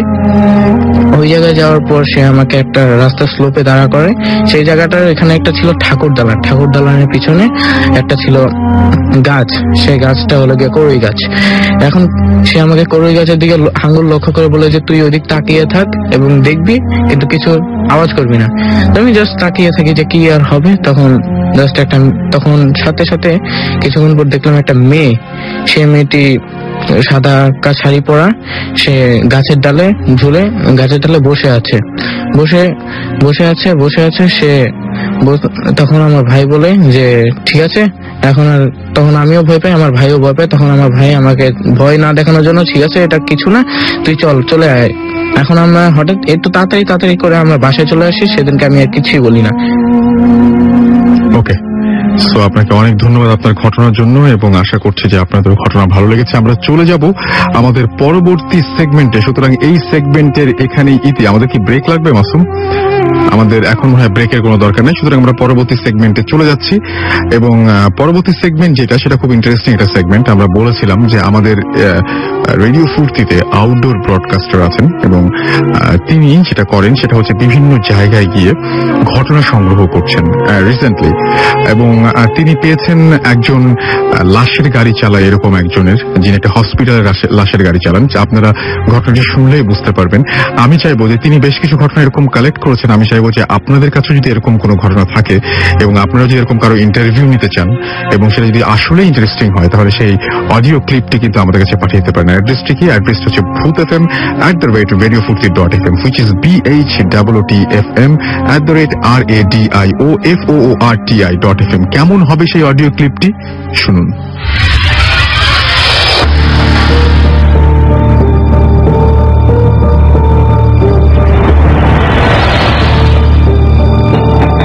আমার নাম জলিল, আমি অ্যাম্বুলেন্স চালাই। আমি তখন আমার এক চাচাতো ভাই, তো উনি হলো অ্যাম্বুলেন্স চালাইতো, তো আমি শিকার লেগে তার সাথে ঢাকায় থাকতে গিয়ে তার কাছ থেকে শিখতেও গেছিলাম। সে সাথে সাথে রাখতো আমারে, আমি অ্যাম্বুলেন্স ধীরে ধীরে দিতাম, পরিষ্কার রাখতাম, পাহারা দিতাম, আর তার সাথে কোন জায়গায় যাইলে যাইতাম। যে তত্ত্বাবধায়ক সরকার ছিল যখন, তখনকার সময়ের ঘটনা আর কি। একদিন রাত্রে হঠাৎ 11:30টার সময় আমি গাড়ি মুছতেছি, তো তখন হঠাৎ করে এক লোক আইলো তাড়াহুড়া করে, যে আইলো যে আমাদের একটু রোগী আছে, একটু সিলেট লিয়ে যেতে হইব। রোগী মানে হচ্ছে লাশ আর কি, সুইসাইড কেস। তো আমি বললাম ভাড়াটা ফুরাইলাম, করলো যাইবো। তো রোগীর এই লাশের সাথে 2জন লোক ছিল, একজন আবার সিলেট যায়নি, সে ঢাকায় থেকে গেছে, সে ঢাকায় থাকে, সে মনে হয় দূর সম্পর্কে আত্মীয় হইব আর কি। গাড়িতে তুলে দিচ্ছে। তো তখন আমি নতুন আর কি, রাতের বেলা লাশ নিয়ে যাওয়ার অভিজ্ঞতা নাই, একটু আবার সুইসাইড কেস, একটু ডর লাগছিল আর কি। রওনা হলাম রাত্রে প্রায় 11:30 12টার দিকে রওনা হয়েছে ঢাকা থেকে। ব্রাহ্মণবাড়িয়া বিশ্ব রোডটা পার হয়ে গেছি। এখানে বিশ্ব রোডটা পার হওয়ার পরে মাধবপুর যাওয়ার আগে একটা ছোট বাজারের মতো ইসলামপুর নাকি যেন এরকম কোন একটা জায়গা। তো এখানে একটা চাষটনের পাশে দাঁড়াইছে হচ্ছে আমার ড্রাইভার চা খাবে, ঘুম পেতেছে, চা খাবো, চা খেতে যাব। তো ড্রাইভার নামছে, তখন তো নামতে গিয়ে আমি একটু বাই মোড় না নামতে গেছি, গাড়ি কিন্তু দাঁড়াই দিচ্ছে, নড়তেছে না। কিন্তু আমি হঠাৎ করে দেখলাম যে লাশটা নড়াচড়া করতেছে, গাড়ি ঝাঁকুনিও খাইতেছে না, দাঁড়াই দিচ্ছে, লাশ নড়তেছে কে নিয়ে বুঝলাম না। আবার রোগীর আত্মীয় যে নাড়াবে কোনোভাবে সেটাও সম্ভব না, সেই লোক নিজেই আর কি সে ঘুম তার ঝিমাইতেছে, একদম চোখ বন্ধ তার। এখন আমি তো আসলে ডরাইছি, আমি তাড়াতাড়ি নেমে গেছি। আমি চোখের ভুল এরকম একটা সান্ত্বনা দেওয়ার চেষ্টা করতেছি, কিন্তু আসলে আমার স্পষ্টই মনে হচ্ছে জীবন্ত মানুষের মতো হাত পা নাড়াইছে, মানে শিওর। তো আমার আর কি এটা আমার মনের ভুল হতে পারে, কিন্তু এটা যাই হোক আমি তখন থেকেই ভয়ে পড়ে গেছি আর কি, এক ধরনের আতঙ্ক। তার মধ্যে আমি কোনোদিন সুইসাইডাল কেস নিয়ে একটা লাশ, সেই লাশটা রাতের বেলা একটা গাড়ি যাইতেছে, সেই গাড়িতে আমি বসা, লাশ নিয়ে তো কত সময় কত কিছু শুনছি, একটু ডর তো লেগে আর একটু বেশিও আর কি। তো চাটা খায়া গাড়িতে ড্রাইভার সাহেব উঠলো, আমি ডর লয়ে গাড়িতে উঠলাম, গাড়ি রওনা দিল। তো মিনিট 5 করে হঠাৎ আমার মোবাইল বেঁচে উঠছে, আমি রিং করছে, তো কেউ মোবাইল নিলাম, নিয়ে দেখি উস্তাদের মানে আমার ওই যে স্বাস্থ্য ভাইয়ের ফোন। আমি বললাম মানে আমার ভাইজান আসলে তখন আর ওরকম ভাইজান ডাকা হয় না আর কি, উস্তাদই ডাকি। আগে ভাইজান ডাকতাম, কিন্তু এখানে আসলে উস্তাদ ডাকা অভ্যাস হয়ে গেছে আর কি ওরকম। তো বললাম উস্তাদ আপনার মনে হয় পকেটে মোবাইলে চাপ পড়ছে, আমার মোবাইলে কল আসছে। তো উস্তাদ একটা মুচকে হাসি দিল, দিয়া পকেট থেকে মোবাইল বের করে আমার হাতে দিল, না বলতো বন্ধই একদম। এটা কেমনে সম্ভব? তো বললাম এটা কেমনে সম্ভব, এটা কি তাহলে ভুল করে আইলো? আবার হাসলো। তাই মোবাইল ফেরত দিয়ে দিলাম, মোবাইল হাতে ফেরত দিলাম কি আর কি পাশে রাখছি, পাশে মাঝখানে রাখছি। তারপরে আবার গেল, তো রিসিভ করলাম, তো এরা বললাম হ্যালো উস্তাদ, হ্যালো। তো ওই পাশ থেকে উস্তাদের গলা, আমার পাশে উস্তাদ বসা, ওই পাশে উস্তাদের গলা। আমি একটু ভেবা চা খাই গেলাম, আমি বললাম হ্যালো, আবার কইলাম, দেখলে হ্যালো এই তোমরা কই? আমি বললাম আমরা তো কই মানে আমরা তো যাইতেছি। তোমরা গাড়ি লয়ে গেছো গা, আমার রেখে গেছো গা, গাড়ি নিয়ে কেমনে গেছো, কই গেছো? অন্য কেউ নিছে? আমি বললাম না আমি তো গাড়ি দিব, আমার পাশে তো আমি বুঝলাম না আসলে কে।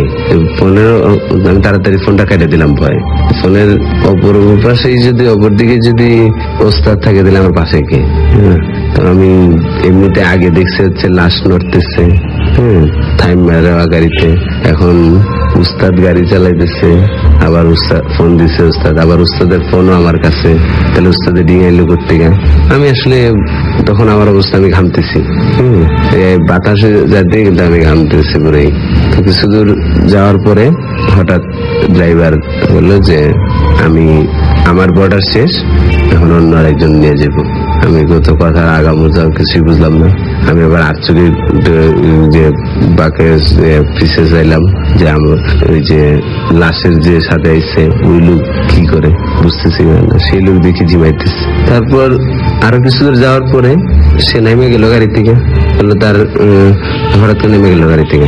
যাওয়ার সময় বললো যে আমার রাস্তা শেষ, এখন অন্য আরেকজন ড্রাইভার নিব, আমার দায়িত্ব শেষ, আমার বর্ডার এখানে নতুন বর্ডার। আমি কিছুই বুঝলাম না, কিসের বর্ডার, কিসের নতুন রাস্তা। হঠাৎ দেখি আবার গাড়ি তুটলো, তো উস্তাদি। তো আমি তো উস্তাদ দেখুন আগের উস্তাদ নাকি কি লোক উঠলো গিয়া, নাকি অন্য লোক উঠলো না কি, আমি তো কিছু বুঝতেছি না। তো আমি আর কথা কওয়ারও সাহস হারাই লেছি, আমি ধর করে ঘামতেছি। গাড়ি আবার চলতেছে, তো হঠাৎ দেখিলে একটু কি হয়েছে, আলো ফুটে রয়েছে, আলো ফুটছে, গাড়িতে কেউ নেই, গাড়ি ব্রেক হয়ে দাঁড়িয়ে রয়েছে পাশে। তো এতক্ষণ ধরে চললো গাড়ি, চলে পুষলো না, দিনের আলো ফুটে গেলে গিয়া ঘটনা কি। তা আমি দিনের আলো দেখে একটু সাহস পেলাম, নামলাম, নেমে একটু আশেপাশে চাইলাম, হঠাৎ দিকে দূর থেকে উস্তাদ আইতেছে। উস্তাদ দুই দিক থেকে এসেছে, তো তোরা বেশ খেয়ে গেছি। উস্তাদ আইলো, এক হলো যে তোমরা কই গেছিলা? আমি 2-3 ঘন্টা ধরে গাড়ি খুঁজতেছি অন্ধকারে, এখন আলো ফুটছে, হঠাৎ দেখি কি এই দিক থেকে লোক আইসে, কইছে দূরে একটা অ্যাম্বুলেন্স খাড়া দেখছে। আমি হাঁটা শুরু করলাম, তো তোমরা কই গেছিলা? তো তারপর আমি পুরা ঘটনা দ্বারা খুলে গেলাম।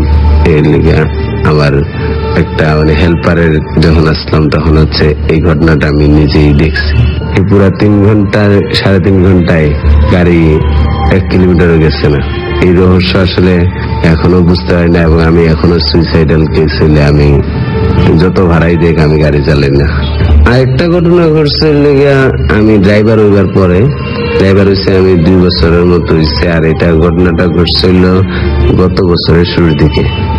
তো এটাই লেগে আমি রাত্রেবেলা অ্যাম্বুলেন্স নিয়ে দাঁড়িয়ে রয়েছি, চা খেতেছি, তখন রাত করে এক লোক আগে যাই বলে সে কই কুমিল্লার নবীনগর। আমি বললাম ভাড়াটা ফুরাইলাম, পুরা বিকালের দিকে, তো 4টা-5টা বাজে, 5-6 ঘন্টার মধ্যে পৌঁছে নর্মালি গেলেও পৌঁছে যাওয়ার কথা আর কি। তো আমি রোগীর লাশ লয়ে এলো, আত্মীয় গাড়িতে উঠাইলো, আমরা রওনা দিলাম। তো রওনা দেওয়ার পর যে মেঘনা পার হইয়া, গৌরীপুরের একটু আগে আর কি, জায়গায় হঠাৎ করে গাড়ির চাকা পাংচার। এখন আমি যে আরেকটা চাকা লাগাই সেটারও সুযোগ আসছিল না, কারণ 2-3 দিন আগে চাকা পাংচার হয়ে গেছে। আমি আরো তো খেয়াল করে চাকা ঠিক করে রাখিনি আর কি। এখন তো বিপদ, রাতের বেলা, চারপাশে আশেপাশে কিছু আসছে বলে মনে হলো না।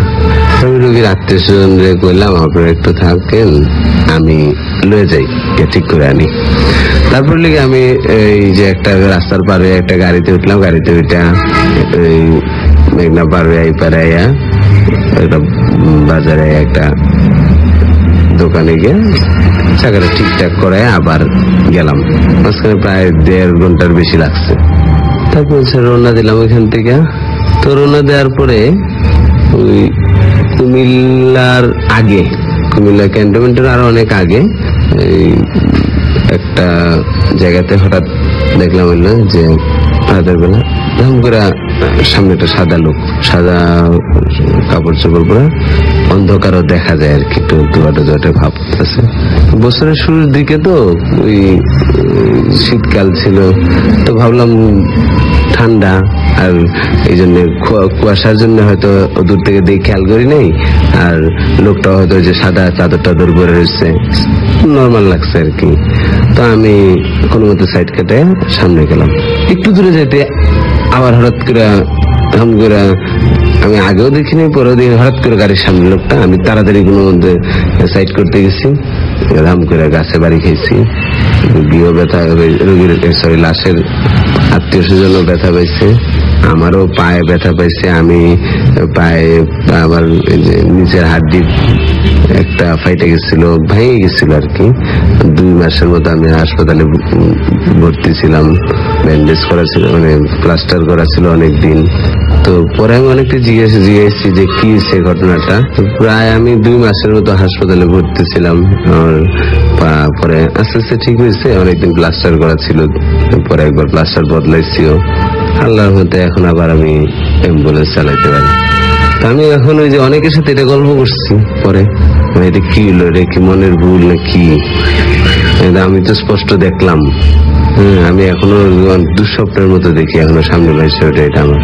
তো আমার অনেক ড্রাইভারই করলো যে এটা দুঃস্বপ্ন না, এটা অনেকেই দেখছে এবং ওই জায়গার আশেপাশেই দেখছে। এবং শুধু যে লাস্টে থেকে তা না, এটা অনেকেই আছে যে এরকম বড় গাড়ি চালায় বা ট্রাক চালায়, এরাও দেখছে। এবার ট্রাকটার চালকরা অনেক দেখছে, যারা রাত্রে ট্রাক ড্রাইভার, যারা বেশি রাত্রে চালাচ্ছে, তাদের এই সমস্যাটা অনেকবার হয়েছে প্রায়, যে এটা নাকি এই জায়গার আশেপাশে এতবার হয়েছে, যেটা আসলে সব ড্রাইভারই মোটামুটি অনেকটা একটা গুজবের মতো ছড়াই রয়েছে আর কি। আমি এখন আর কি আল্লাহ না করুক, আল্লাহ যেন আমার ওই দিতে না পাঠায় ভাই। আমি যে ভয়টা পাইছি বা যে জীবনে যে ঘটনাটা ঘটছে, সে বড় কিছু হইতে পারতাম, মরতে পারতাম, লাশের সাথে নিজেকে আরো 2-4 জন আত্মীয় মরতে পারতাম। আল্লাহ বাঁচাইছে, কেউ মরে নেই। অবিরত চলছে সবাই, চলছে সাথে রেডিও ফুটি, সকাল দুপুর সন্ধ্যা রাতে।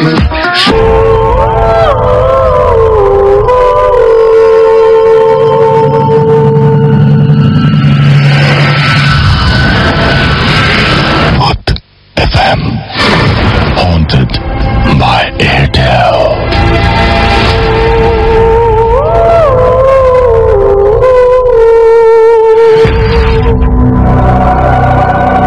শুনছেন সবসময় রেডিও ফুর্তি, চলছে ভূত এফএম হন্টেড বাই এয়ারটেল। আমি রাসেল আছি সাথে, আমার সাথে রয়েছে মাসুম এবং আজকের অতিথিরা। যদিও অতিথিদের যে সেগমেন্ট, সেই সেগমেন্ট অলরেডি আমরা শেষ করে ফেলেছি এবং একটু আগে আমরা একটা অডিও ক্লিপ শুনলাম যেখানে আমরা জানলাম একজনের রিয়েল লাইফ এক্সপেরিয়েন্স। এবং আপনারা নিশ্চয়ই এরকম মানুষদের চেনেন বা আপনাদের চারপাশে এরকম ধরনের মানুষজন আছেন, বিচরণ করছেন, তাদের কাছে আপনারা যান এবং আমাদের জন্য ঘটনা কালেক্ট করেন। আমরা খুব খুশি হব যদি এটা আপনি করেন এবং আমাদের কাছে ঘটনাগুলো পাঠিয়ে দিন, বা আপনি ইমেল করে জানান যে আপনার কাছে এরকম ঘটনা আছে এবং আপনি সেই ঘটনাগুলো পাঠাতে চান।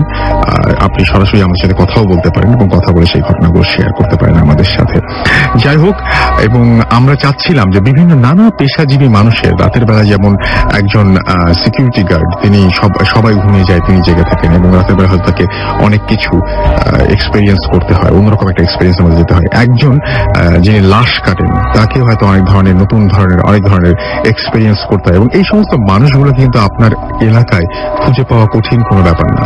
তো আপনি যদি চান যে আপনার এলাকায় আপনার পরিচিত এরকম কেউ আছেন এবং সেই ঘটনা আপনি ছড়িয়ে দিতে চান পুরো বাংলাদেশ বা পুরো পৃথিবীতে, তাহলে আপনি অবশ্যই অবশ্যই অবশ্যই তার ঘটনাটি কালেক্ট করে পাঠিয়ে দিন আমাদের কাছে।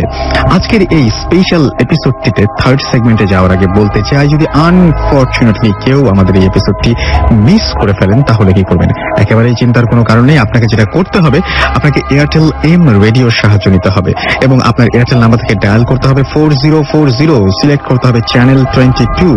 দেখবেন যে একের পর এক বিভিন্ন এপিসোডের অপশন আপনাকে দেওয়া হচ্ছে। যে এপিসোডটি আপনি মিস করেছেন বা যে এপিসোডটি আপনি পুনরায় শুনতে চান, সেটা আপনি চাইলেই সেখান থেকে শুনতে পারবেন।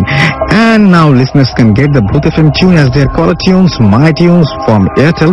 Booth FM tune code is 92125 and you can activate it by sending a SMS, type CT space 92125 and send it to 3123. That's হয়ে যাবে টিউনটি আপনার। শীতের এই চমৎকার রাত্রিতে আশা করছি ভূত এফএম জমে উঠেছে এবং আপনাদের SMS গুলো তাই বলছে। এবং আপনারা যদি আমাদের SMS পাঠাতে চান তাহলে কি করতে হবে? মোবাইলের মেসেজ অপশনে গিয়ে টাইপ করুন ফুর্তি, তারপর স্পেস দিয়ে আপনার নাম, স্পেস দিয়ে আপনার মেসেজ পাঠিয়ে দিন 9840 নাম্বার। যদি বলেন যে কেন SMS পড়ছি না, আছে কিন্তু SMS ম্যাক্সিমামে হবে ফিডব্যাক, যে এই এপিসোডটি আপনাদের কাছে কেমন লাগছে এবং কি করলে আরো ভালো হয়। আমরা সযত্নে সেগুলো দেখে দেবো, নিজেরা ডিসকাস করব এবং তারপরে আপনাদের কাছে আবারও ফিরে আসবো।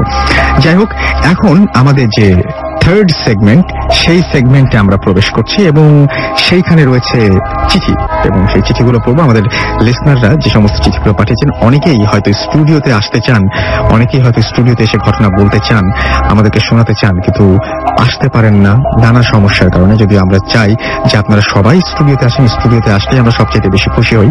তারপর যদি এরকম কেউ মিস করে ফেলেন তাহলে আপনার ঘটনাটি আমাদের কাছে লিখে পাঠান, আমরা চেষ্টা করব সেই ঘটনাটি আপনাদের কাছে পৌঁছে দিতে। যিনি লিখছেন তার ভাষাতেই বলছি। হ্যালো রাসেল ভাইয়া, কেমন আছেন? এই প্রশ্নটি আপনার ক্ষেত্রে একেবারেই অবান্তর, কারণ আমি জানি আপনি সবসময় ভালোর দলে। ওকে, এবারে ঘটনায় আসি। আমাদের গ্রামে গড়ের রাস্তা নামে একটি রাস্তা আছে। নদী গর্ভে অর্ধেক রাস্তা বিলীন হলেও বাকি অর্ধেক রাস্তা দিয়ে সেনের খামার স্কুল ও স্কুল সংলগ্ন বাজার যেতে হয় পথচারীদের। এই রাস্তাটির একদিকে বিস্তীর্ণ বাঁশের ঘন জঙ্গল ও অপরদিকে কিছু বাড়ি রয়েছে। এই জঙ্গল দিয়ে রাতে তো নয়, বরং দিনের বেলাও একাকী কেউ যাওয়ার সাহস পেত না। বলে রাখা ভালো যে কিছুদিন আগে রশিদা নামে একটি মেয়ে কোনো এক কারণবশত আত্মহত্যা করে। অন্য জায়গায় জমি না থাকায় তাকে ওই রাস্তার ধারেই দাফন করা হয়। আর এরপর থেকেই ঘটনা জায়গাটি ভয়াবহ হয়ে ওঠে।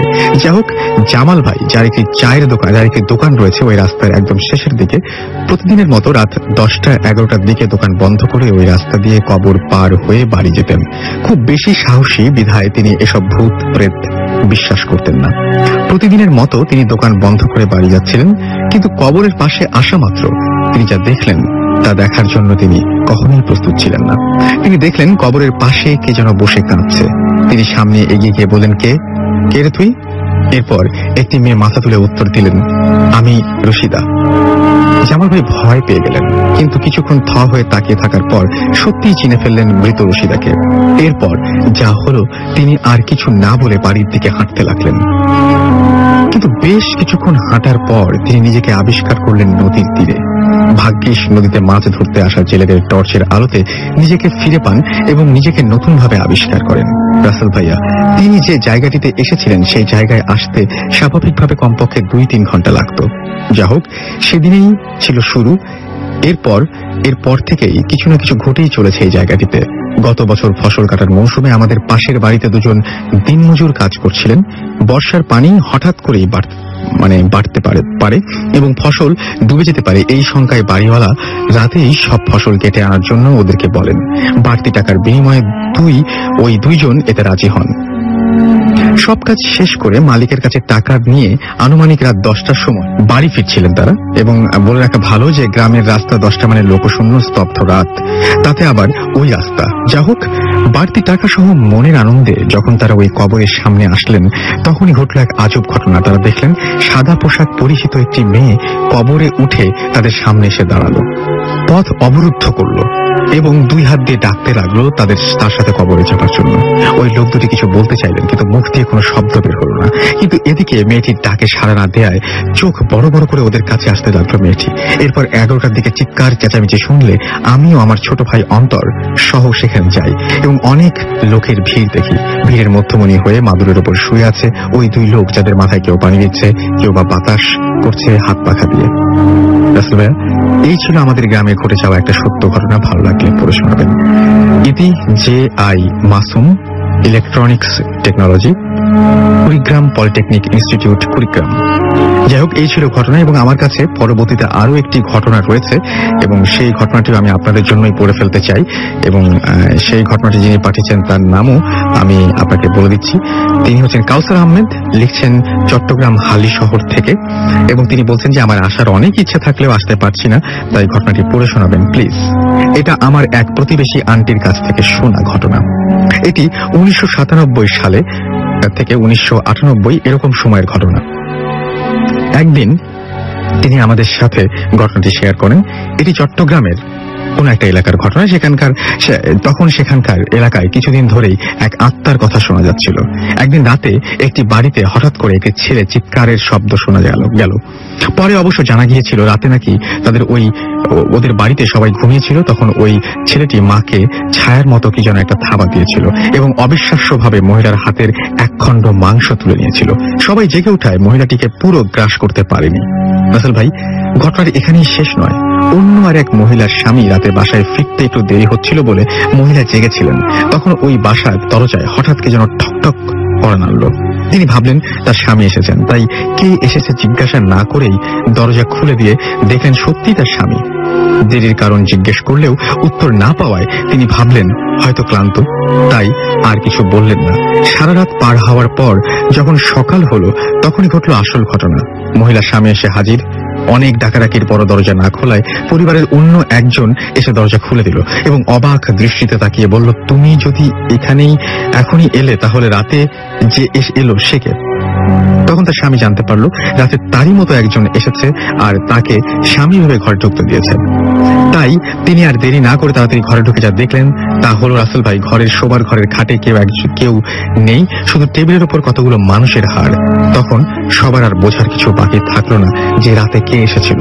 ওই মহিলার স্বামী রূপে ওই অশুভ আত্মা, সে তাকে খেয়ে গেছে।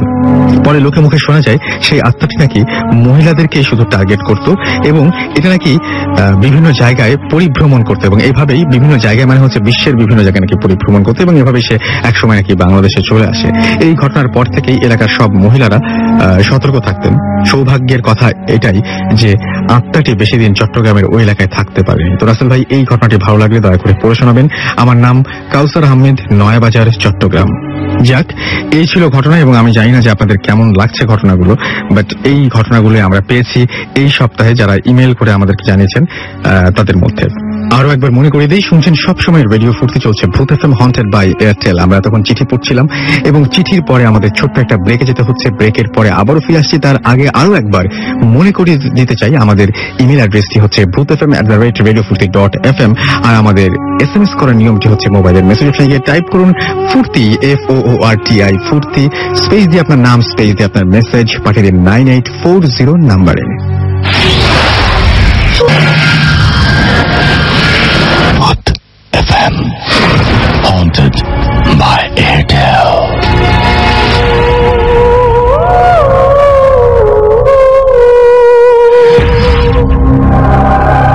শুনছেন সবসময় রেডিও ফুর্তি, চলছে ভূত এফএম হন্টেড বাই এয়ারটেল। আমি রাসেল আছি সাথে, আমার সাথে রয়েছে মাসুম এবং আজকের অতিথিরা, এবং আশা করছি যে আপনাদেরও আজকের এই ভূত এফএমটি একটু অন্যরকম লাগছে এবং কেমন লাগছে সেটা আমরা SMS এ দেখতে পাচ্ছি। আমরা এখনো কিছু বলছি না, আমরা সবাই মিলে ডিসাইড করবো কি করা যায়।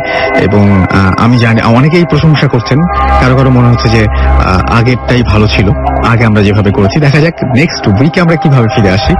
আমি যেটা বলবো সেটা হচ্ছে অবশ্যই আপনাদের আরেকটু সতর্ক হতে হবে ঘটনা লেখায়। আমি দেখেছি অনেকেই এরকম যে অনেকেই একটা ঘটনা বলে গেছেন, সেই ঘটনাটি আরেকজন পাঠিয়ে দিচ্ছেন। তো এরকম যেন না হয়, এবং আমরা চাই যে আপনাদের কাছ থেকে আসলে আরো ভালো ঘটনা চাই, আরো বেশি আনন্দ দিতে চাই। আমরা তো আপনাদের ঘটনাগুলোকে আমরা নতুন করে রং চড়িয়ে উপস্থাপন করতে পারি না, সেই অধিকার বা সেই ইচ্ছা কোনোটাই আমাদের নেই। আর সেই সাথে আপনাদের সেই জন্য জানিয়ে দিতে চাই যে আপনারা যেটা পাঠাচ্ছেন সেভাবে আমরা ঘটনাগুলো উপস্থাপন করছি। সো আপনারা যদি ভালো ঘটনা পাঠান, ডেফিনেটলি সেই ঘটনাগুলো আপনাদের জন্য অনেক বেশি ভয়ঙ্কর হয়ে উঠবে, অনেক বেশি আনন্দের হয়ে উঠবে। চলে যাচ্ছি আমাদের সর্বশেষ সেগমেন্টে, আর এটা 4th সেগমেন্ট, এবং এই সেগমেন্টে আমরা পরপর দুইটি আমাদের অডিও ক্লিপ আপনাদের জন্য শোনাবো, এবং যে দুটি অডিও ক্লিপ আমাদেরই লিসেনাররা পাঠিয়েছেন আমাদের কাছে, এবং এই দুটি অডিও ক্লিপ আপনারা এনজয় করুন। আশা করছি আপনাদের অনেক অনেক অনেক বেশি ভালো লাগবে। হ্যালো লিসেনার্স, আমি মুশফিকুর রহমান প্রীতম গৌরীপুর ময়মনসিং থেকে আপনাদের জন্য এই ঘটনাটি সেন্ড করছি। আজকে আপনাদের সাথে যে ঘটনাটি শেয়ার করবো সেটি আমার এক ফ্রেন্ড এর কাছ থেকে শোনা। ফ্রেন্ডের নাম হচ্ছে এনামুল হক। সে আমাদের গৌরীপুরে থাকে এবং আমার খুব ক্লোজ ফ্রেন্ড। ঘটনাটি তার বাসা কেন্দ্রিক, তার ঘটনায় বিভিন্ন ধরনের ওয়ার্ড জিনিস হয়। তো আমি সরাসরি ঘটনায় চলে যাচ্ছি। ঘটনাটি হচ্ছে তাদের বাসা কেন্দ্রিক। ঘটনা শুরু হচ্ছে আজ থেকে অনেক বছর আগে, এবং ঘটনাটি এখনো তাদের বাসার লোকজনের সাথে বিভিন্ন ধরনের ঘটনা হয়। ঘটনাটা শুরু হয়েছে তারা যখন গৌরীপুরে এসে প্রথম বাসা তৈরি করে। তাদের বাসা আগে গৌরীপুর ছিল না, তারা আগে সপরিবারে সৌদি আরব থাকতো। তো তাদের গৌরীপুরে এসে বাসা করার পরে তারা যেখানে বাসাটা তৈরি করে সেখানে একটি শ্মশান ছিল, প্লাস সেখানে একটি কুয়া আছে। কুয়া বলতে আমরা যা বলছি আর কি, আমাদের স্থানীয় ভাষায় এখানে এটাকে ইন্দিরা বলা হয়। তো সেই ইন্দিরার একটি বিশেষত্ব আছে, তার পাশে একটি 4 কোণা একদম টোটাল স্কোয়ার শেপের একটা পাথর ছিল, যে পাথরটা অল টাইম ভেজা থাকতো, মানে 24 আওয়ার্স পাথরটা ভেজা থাকতো। প্লাস পাথরটা এমন একটা গুণ ছিল যে পাথরটা তো সবসময় ভেজা থাকতোই, আর পাথরটার দিকে যদি তাকানো যেত তাহলে নিজের চেহারা দেখা যেত, এতটা পরিমাণ ক্লিয়ার ছিল, লাইক মিররের মতো ছিল, আয়নার মতো।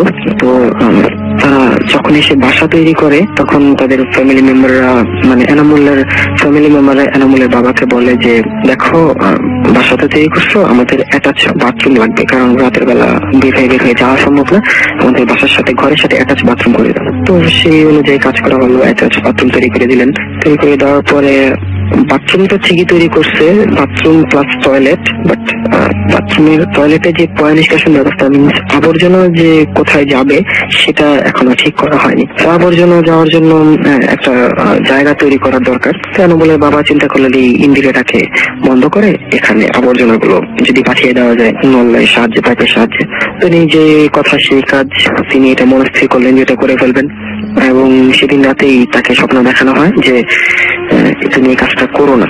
কিন্তু এনামুলের বাবা সৌদি আরব থাকতেন, এসব খুব একটা বিশ্বাস করতেন না, সামথিং লাইক দ্যাট। তো তিনি পরের দিন তার যেটা চিন্তা করলেন সেই অনুযায়ী কাজ করার জন্য তিনি একজন মিস্ত্রিকে ডেকে আনলেন। রাজমিস্ত্রি এসে প্রথমে সাইড দিয়ে কয়েকটি ইট দিল, ইট দিয়ে তো পরের দিন এটাকে চিন্তা করলো যে একদম টোটালি বন্ধ করে দিবে, উপর দিয়ে ইট দিয়ে এটাকে বন্ধ করে দিবে। তো সেদিন সন্ধ্যা হয়ে যাওয়ার কারণে বেশি কাজ করতে পারেনি, সাইড দিয়ে কয়েকটা ইট দেওয়া হয়েছে এই পর্যন্তই। তারপর তারা চলে যাওয়ার পর সেদিন রাতেই রাজমিস্ত্রি স্বপ্নে দেখলেন যে তাকে কেউ বলছে, দেখ যে পরিমাণ কোর্সেস তো করতেছি, এভাবেই বলছিল যে দেখ যে পরিমাণ কোর্সেস তো করতেছি আর করিস না, তাহলে তুই তো থাকবিই না। আরো যে এই সিদ্ধান্তটা নিছে ওদের ফ্যামিলিতে কোনো মুরব্বী বাঁচবে না। তো রাজমিস্ত্রি এসব আমলে নেয়নি, কারণ তার টাকা পাওয়া নিয়ে কথা, সে দিন আনে দিন খায়। সে এনামুলের বাবাকে বললো ঘটনাটা, কিন্তু এনামুলের বাবা খুব একটা পাত্তা দিল না। যাই হোক, সে পরের দিনও এসে আবার আরেকটু কাজ করে যায়। কাজ করে সে যখন বাসায় যাওয়ার পরের দিন সকালবেলা তাকে আর খুঁজে পাওয়া যায় না। সে যে কোথায় লাপাত্তা হয়ে যায় তা কেউ খুঁজে পায় না। তার এনামুলের বাবা তাও মানে কাজ অন্য মিস্ত্রিকে দিয়ে করানোর পর যখন কাজ কমপ্লিট হলো, ইন্ডিয়াটা বন্ধ করে দেওয়া হলো টোটালি। বাথরুমের টয়লেটের আবর্জনা গুলো সেখানে পাঠায় দেওয়ার ব্যবস্থা করা হলো। তারপর থেকেই শুরু হলো ঘটনা। তাদের এনামুলের বড় জ্যাঠা মারা গেলেন, তারপর এনামুলের বাবা মারা গেলেন, এবং তারপরে এনামুলের কাকাও মারা গেলেন। সেই স্বপ্নের মতো স্বপ্নে যখন বলা হয়েছিল যে কাজটা করো না, তোমাদের বাড়ির কোনো মুরব্বী বাঁচবে না, তারপরে তিনি কাজটা করেছিলেন। আর এর জন্য তাদের বাড়িতে কোনো মুরব্বী ছিল না। তাদের বাড়িতে মুরব্বী যারা ছিলেন তারা তিনজনই মারা গেলেন। যাই হোক, ঘটনাটা এখানেই শেষ হতে পারত, কিন্তু ঘটনাটা এখানেই শেষ নয়। এখন তাদের বাসার সাথে উইয়ার্ড ঘটনা হয়। যেমন এনামুলের মা যদি রান্না করতে থাকে বা একা একা থাকে, তখন এনামুলের মা শুনে যে এনামুল তাকে ডাকছে, আন্টিকে ডাকছে যে আম্মু দেখো আমাকে কে যেন মেরে ফেলছে, আমাকে বাঁচাও। এভাবে 3-4 বার ডাক দেয়, কিন্তু কাউকে দেখতে পান না এনামুলের মা। এনামুলের মানে আমাদের আন্টির ঘর থেকে আমাদের ফ্রেন্ডের ঘরটার দূরত্ব বেশ খানিকটা। সেখান থেকে এত মানে আন্টির বর্ণনা অনুযায়ী এত কাছ থেকে বলে ঘটনাটা, মানে এত কাছ থেকে ডাক দেয় এনামুল যে কানের কাছ থেকে ডাক দিতেছে। তো এই জন্য আর কি এটা কোনোভাবে তো সম্ভব না। তারপর ইভেন এনামুলকে আন্টি জিজ্ঞাসাও করছে যে কি ব্যাপার, তুই কি আমাকে ডাক দিছিলি? এনামুল বললো না তো, কোথায় আমি ডাক দিলাম। আন্টি বললো কি ব্যাপার, তাহলে আমি যে স্পষ্ট শুনলাম আমার কানের কাছে কেউ তুই এসে ডাকছিস। এনামুল বলল না তো মা, আমি তো এরকম কিছু করিনি। আরো কিছু ঘটনা আছে, সেগুলো সময় পেলে একসময় বলবো। তো আসলে এই ছিল আমার ঘটনা। হ্যালো লিসনার্স, আমি সারা, আমি মালয়েশিয়া থেকে রেকর্ডিং পাঠাচ্ছি। আমরা এখানে বিশাল গ্রুপ ভূত এফএম শুনি ইন্টারনেটে। তো আমি একটা আমাদের স্টোরি শেয়ার করতে চাচ্ছি। এটা আমার ফ্রেন্ড মারিয়া, ওর ভাইয়ের কাহিনী, এন্ড ও বেসিক্যালি তানজানিয়ান। তো যা হয়, ওর যে ভাইটা ও খুব মেয়ে ঘোরাতে পছন্দ করে, এই মেয়ে সেই মেয়ে এরকম করে তার চলে।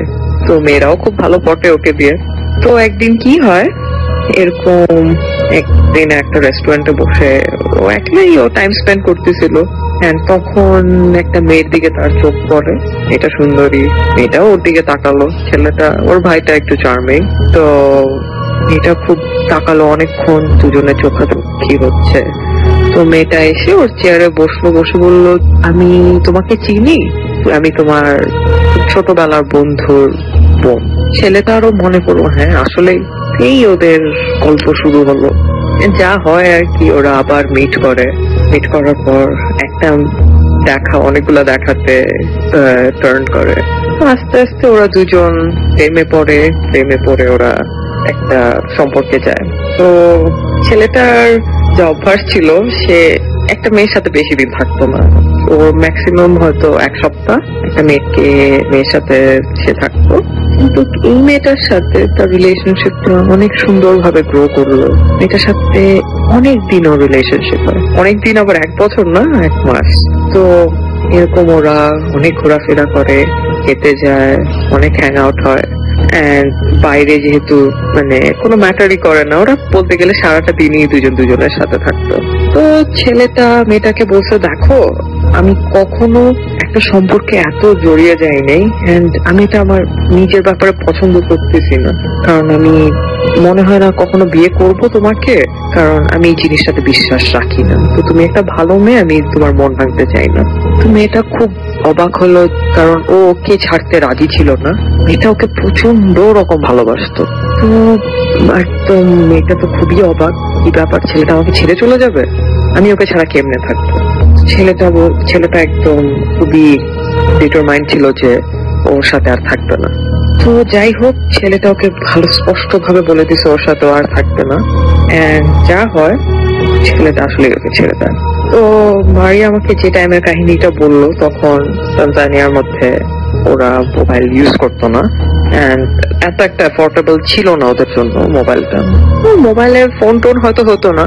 তো মেয়েটা প্রত্যেক সময় আর বাসার সামনে এসে দাঁড়ায় থাকতো, কাঁদতো, ছেলেটাকে রীতিমতন ভিক্ষা যেত যে আমি তোমাকে কখনো ছেড়ে যাবো না, তুমি আমাকে বিশ্বাস করতে পারো, বাট তুমি আমাকে রেখে যাও না। তো এরকম একদিন হয়ে যায়, এক মাস হয়ে যায়, 2 মাস। ছেলেটাকে বিরক্ত করে ছাড়ছে, কোথাও যাইতে দেয় না, খাইতে দেয় না।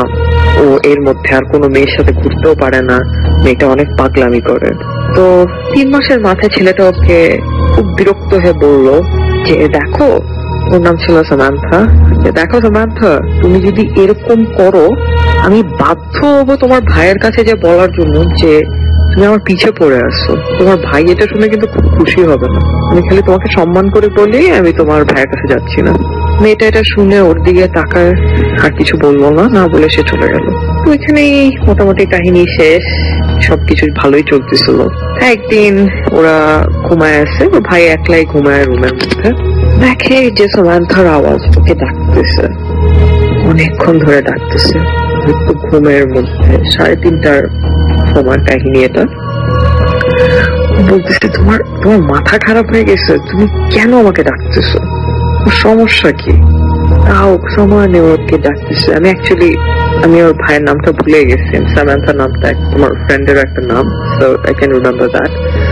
তো ভাইটা একটা পর্যায়ে উঠে বসলো, বসার পরে বলি তোমার সমস্যা কি? তখনও তার চোখ বন্ধ।